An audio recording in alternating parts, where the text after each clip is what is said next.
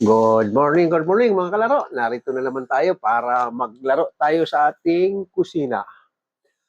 Ang lalaroin natin ngayon ay medyo masasarap ito. Pakita kong una ay itong ating pork loin. Ayan, pork loin. Kami mga senior, mahilig kami rito. Sabi ko nga, twice a week dumadaan sa akin itong pork loin, steak, or ginagawa namin asado, salpikaw, kasi ito ay walang taba. So ngayon gagawin ko, pork loin, steak with onion rings butter sauce. Ang gagawin natin yan. Pero ang i-partner natin, parehas lang itong medyo mabigat sa bulsa. Ang ipapares natin, dito naman ay medyo natakaman ako nito. Sa probinsya namin niluluto ito pag galing sa laot. Yung pusit na transparent to, gagawin natin dinuguan. Dinuguan yung tinta niya, yun ang tinatawag na dinuguan. Yung tinta niya, kasi ito, malilit na ito, sariwa ito. Sariwa. Yung tinta niya, yun din na mismo ang gagawin natin sauce niya. Pero style adobo ito pagluto nito. Gigisa mo sa bawang, sibuyas, kamatis. Lalagyan mo pa rin ng kaunting suka at kaunting tuyo. Parang adobo style. Kaya lang pagkakaiba nito, may kamatis. Tapos yung tinta niya dyan, yun ang magkukulay dyan. Kaya dinuguang pusit ang tawag dyan. Sa Tagalog, adobong pusit yan. Adobong pusit. Kasi style adobong pusit pero walang kamatis. Ito kinamatisan ko kasi nga yun ang kumbaga sa itong kinanuhan kong kinasanayan magluto ng pusit na dinuguan. Pusit. Yung tinta niya na nagtatalo sa asim-asim ng kamatis. Ayan.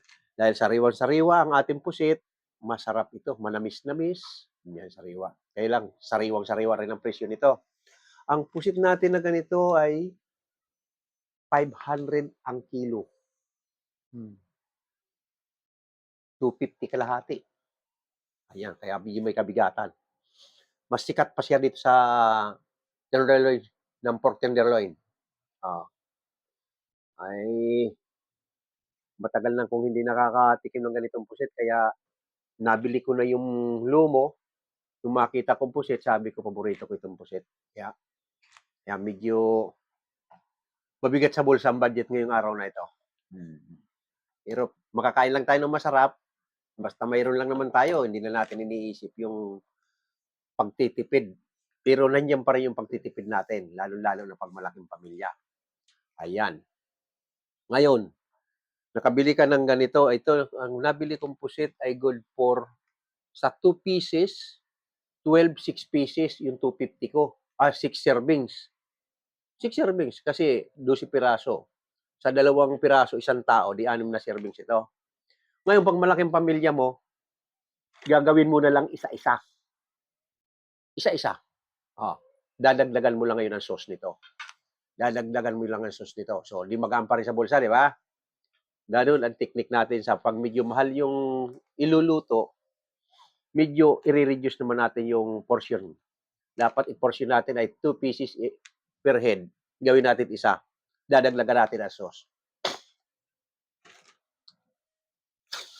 Siguro ko, pang-apat ko pa lang itong pagtanggal ng bigote.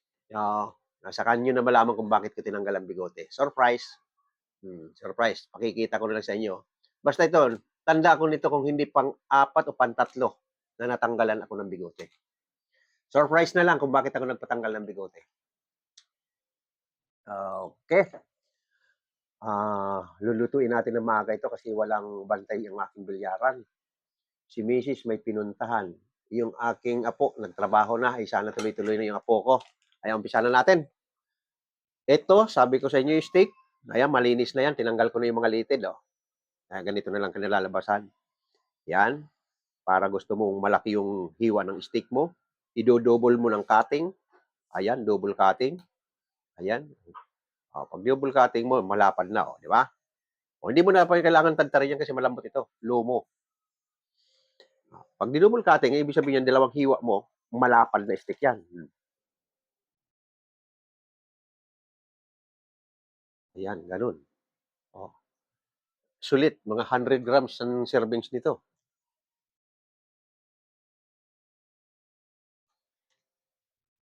Ito medyo mura-mura. Kung bili ko lang nito ay 150. Sa 150, ito pala medyo maganda sa bulsa. 150, mayroon akong 4 servings. Oh. Ayun, 250, 6 na servings lang. May sobra pang isa. Oh. May extrang pretis pa ito, pretis. Ito maliit. Pretis. Ayan. Pero itong apat, ayan, 4 servings talaga na kinalabas ng aking 150 lumo. Malit lang nakuha kong lumo ngayon. Minsan umaabot ng, ang lumo ko minsan umaabot ng 250, 300 pag malalaki. Kaya lang, masyado na malaki. Sabi ko, kaunti lang naman kami. Kaya 4 servings lang ang nagawa natin ng ating 150 halaga ng lumo. Ang titimpla natin dyan, ito. Sabi ko sa inyo, yung limon natin, hindi mabubulok yan pag ganito ang hiwa ng limon nyo, ha? Susundan nyo lang yung direksyon ng kanyang hiwa. Kahit abutan isang linggo yan, hindi mabubulok. Ayan, ito lang yung pinagtibasan. Yun una, yun lang ang medyo nagkaroon. Pero sa kasunod, wala na. Pipigan lang natin ng kalanting limon. Ayan.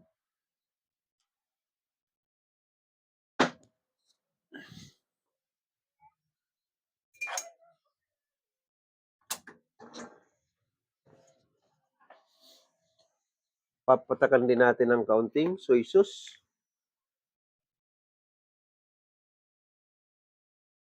1,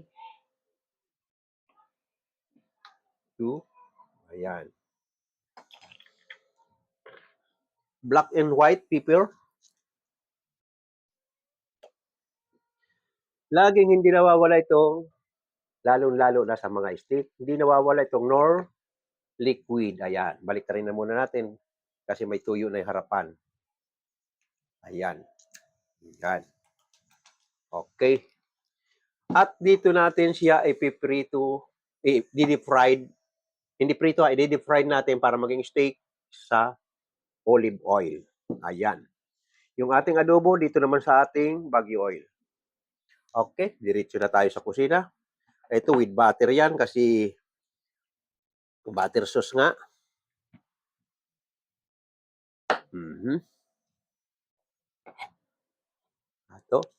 Ito yung onion, fresh onion rings na pinaka-topping ng ating steak. Ayan.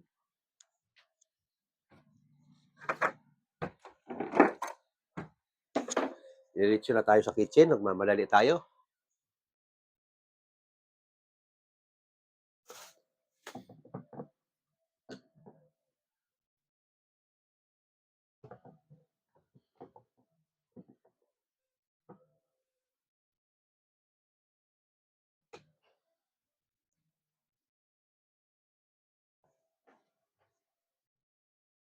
Ito, rekta na natin ito.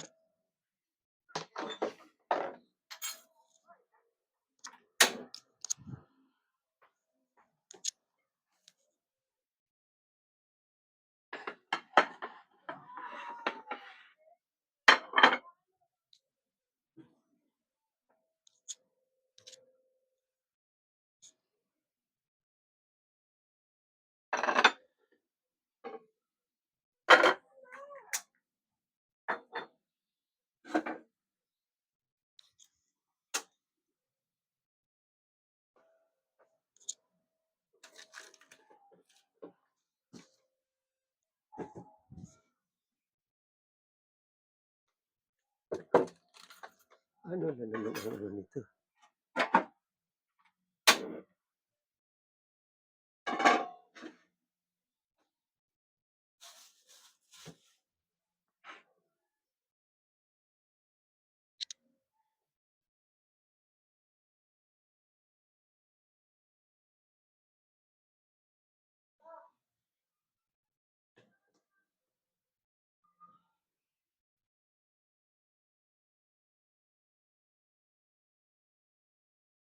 Ito, lagyan na natin ng olive oil yung ating fry stick. Ayan.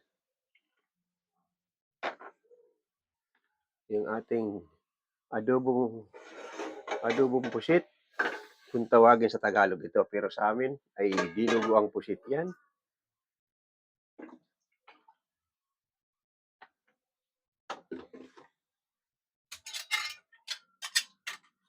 Hindi na natin minarinate ng matagalan yung ano kasi pasok naman yung sauce niya.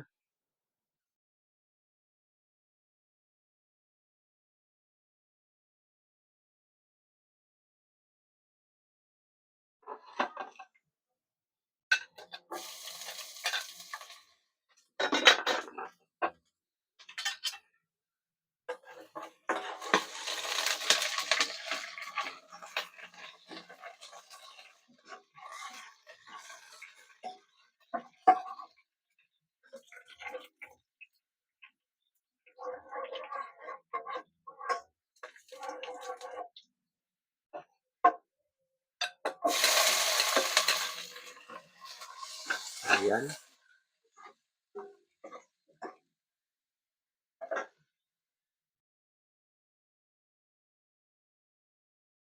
Sana tayo magbasa ng message. Nagmamadali lang si Mang Leo kasi walang bantay sa kanyang bilyaran. Okay. Matapos lang itong dami.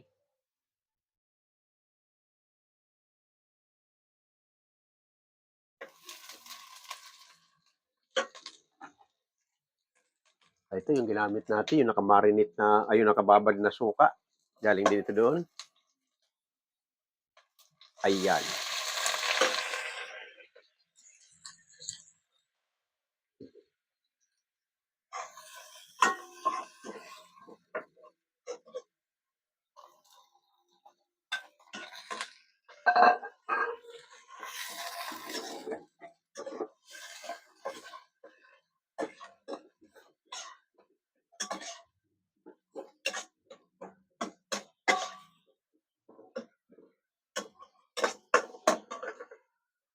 Lagyan natin na ng tuyo.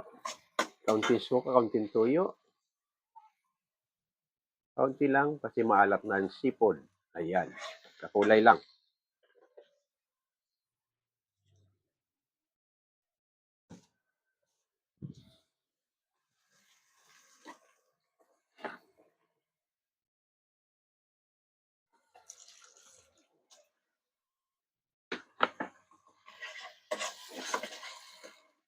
Ayan. Dinudurog natin yung kamatis para pag nilagay natin yung pusit. Ayan. Pag kusang magkakatas ito ng pusit,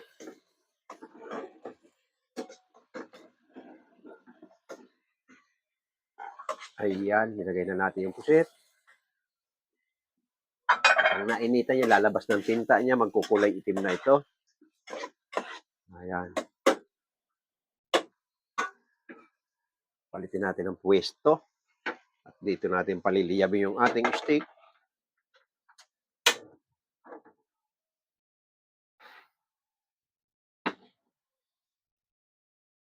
Lagyan natin ang pamintang durog.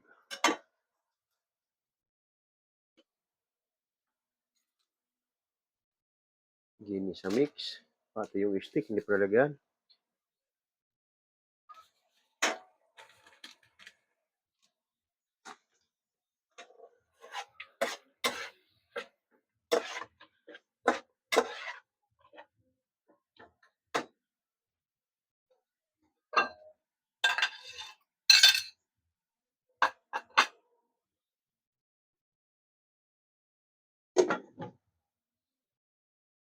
Hello, ate. Good morning. Nagluluto tayo. Oh, mamadali lang ako magluto kasi walang bantay doon sa aking bilyaran kaya nagmamadali ako. Aha.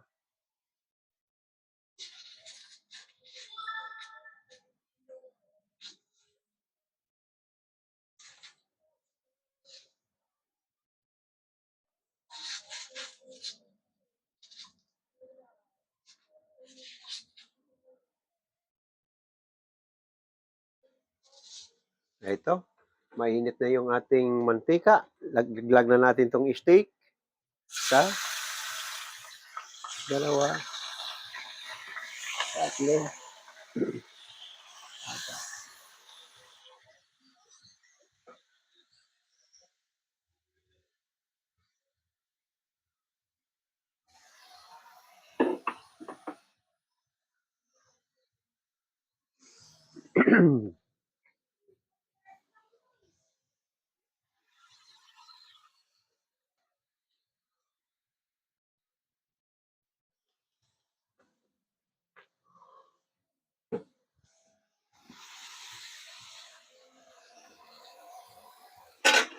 Ito na. Nagkulay tinta na yung ating dinugo ang pusit.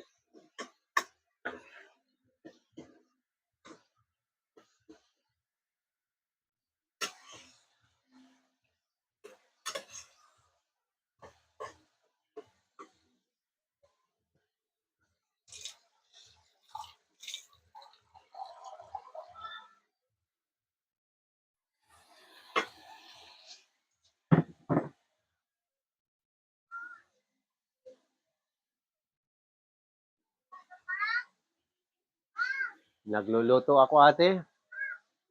Mayroon akong tutorial 2 hours a pero ngayon hindi ko masyado na-explain.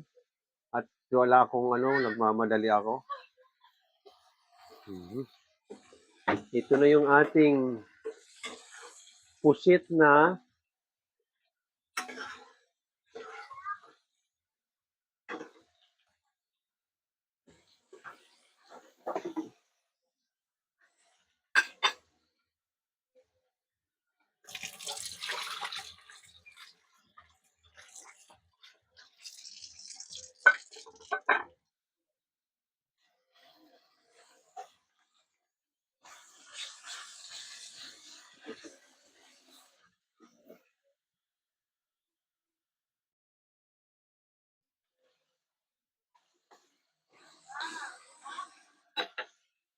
masarap to ate.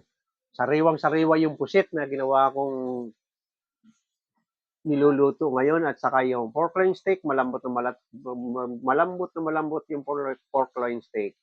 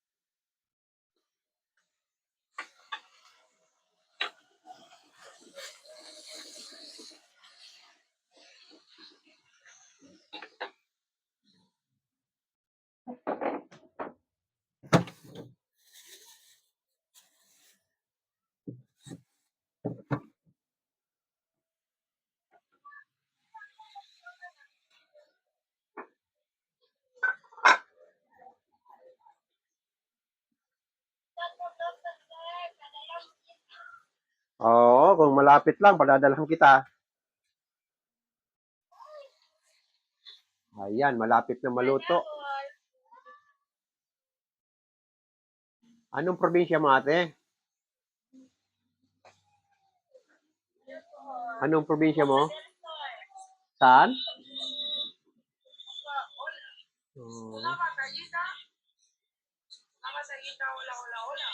Si Teresita. Teresa. Hello, good morning my friend.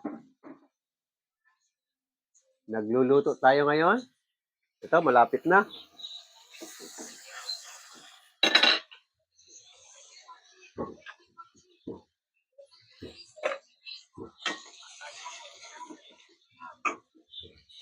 Okay, tikman natin yung ating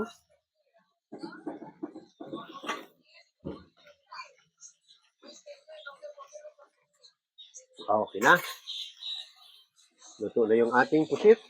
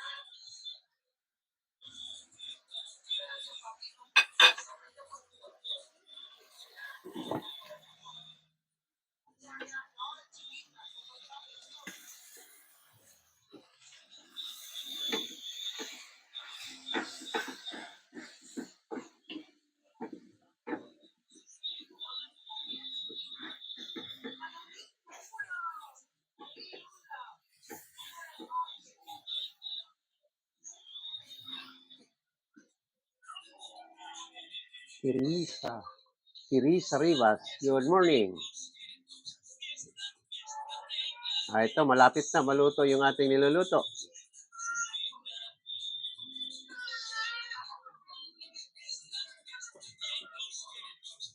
Sino? Bawas rin.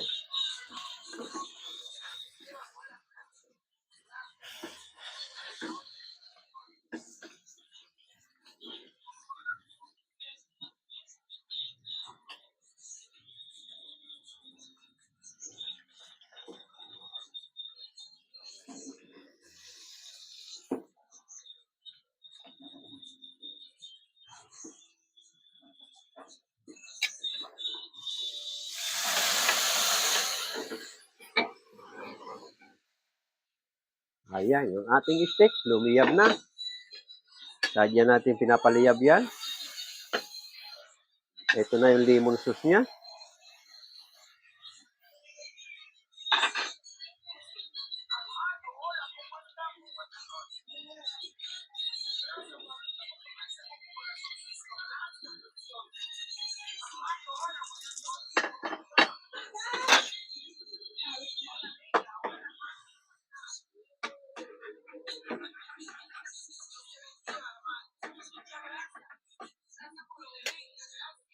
Ito na yung kanyang sauce.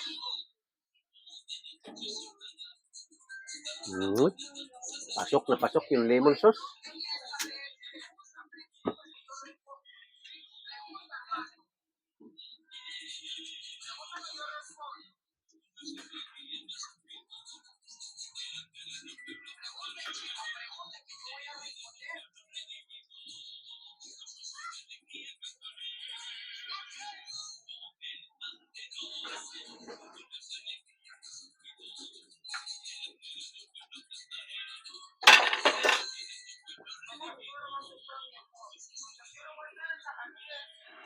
Ito na yung ating pusit. Okay. Ito yung ating pusit. Ito yung ating steak. Dalhin na natin sa dining.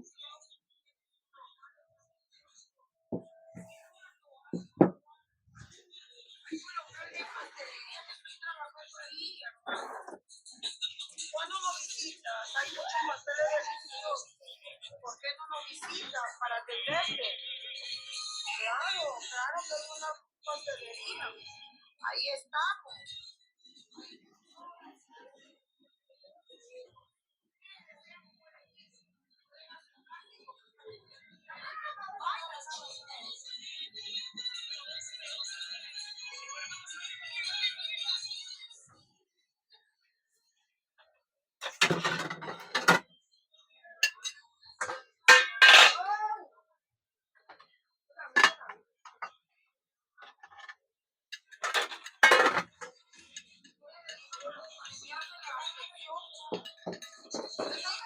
Okay, good morning ulit sa inyo. Ito, morning pa lang.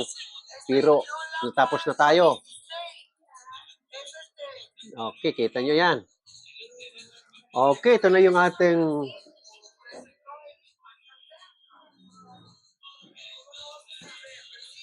ito na yung finished product natin na pork steak. Ayan. Malambot na malambot yan. Ito yung adobong pusit na dinuguan. Oh. Sa Tagalog ay adobo, sa Bicol ito ay dinuguang pusit sa tinta niya. Ayan. Manamis-namis ito. Okay, oh. Sarap nito. Sauce. Walang sabaw ito na tubig, kundi katas niya lang. Ayan.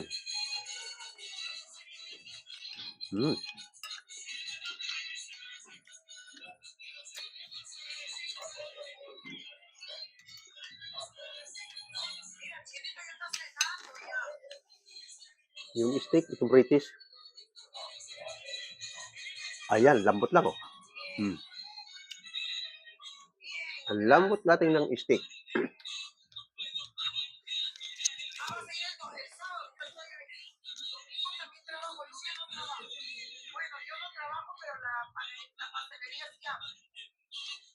Kabakano, hindi ko maintindihan ang salita ni Risa.